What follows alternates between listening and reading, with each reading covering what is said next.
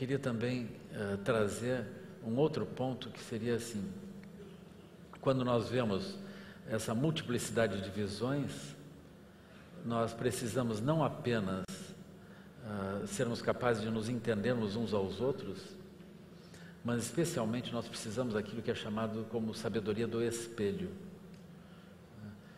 A sabedoria do espelho, ela é uma forma de inteligência que se soma à inteligência da complementariedade. Então, a inteligência da complementariedade, nós podemos tomar os diferentes, que podem ser muitos, não apenas Oriente e Ocidente, mas os múltiplos e diferentes, e considerar que todos eles são complementares.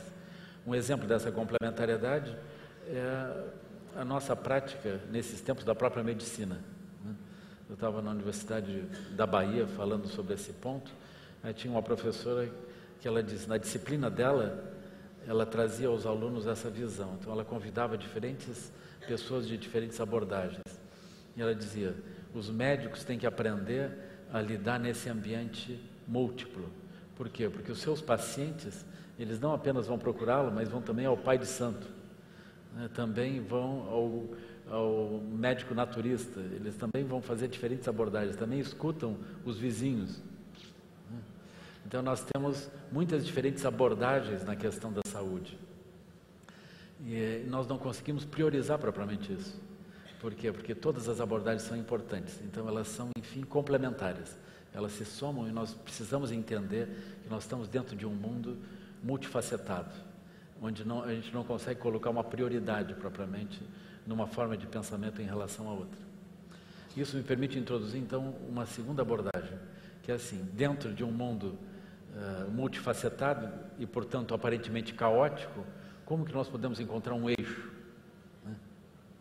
Esse eixo, ele poderia vir a partir de um desafio que seria assim, como fazer as coisas verdadeiramente darem certo? Como que a gente pode fazer com que as coisas andem direito? Então aqui eu queria trazer um recado de Sua Santidade o Dalai Lama, na forma como ele introduz essa questão.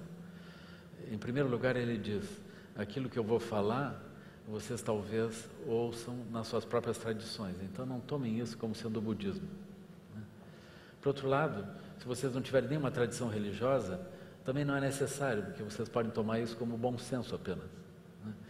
E talvez as tradições religiosas tenham sua única função de produzir esse bom senso. Assim, uma vez que isso é tomado, talvez a gente não precise mais das próprias tradições, a gente toma o bom senso e segue. Mas, então, o que seria esse ponto?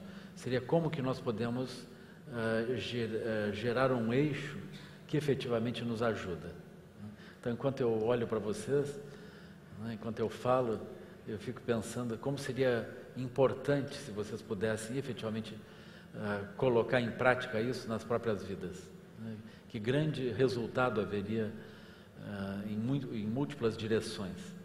E esse eixo é assim, ele é um eixo, eu considero de grande habilidade, porque é um eixo espiritual, mas ele se coloca como uma abordagem no cotidiano.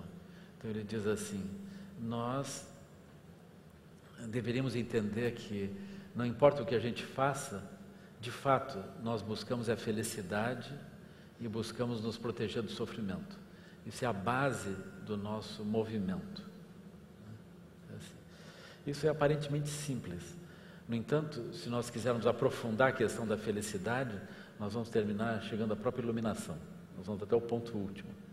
Mas todos nós temos também essa compreensão do que seja, pelo menos intuitivamente, o que seja felicidade. Filosoficamente é mais difícil definir isso, né? Mas nós temos essa sensação do que seja felicidade. Esse recado de Sua Santidade Dalai Lama nos ajuda também a compreender o método do budismo. O método do budismo é assim, alguém, no caso, um mestre iluminado, ele segura a ponta de uma corda. E aí ele atira a corda para ajudar o outro que está na água e não sabe nadar.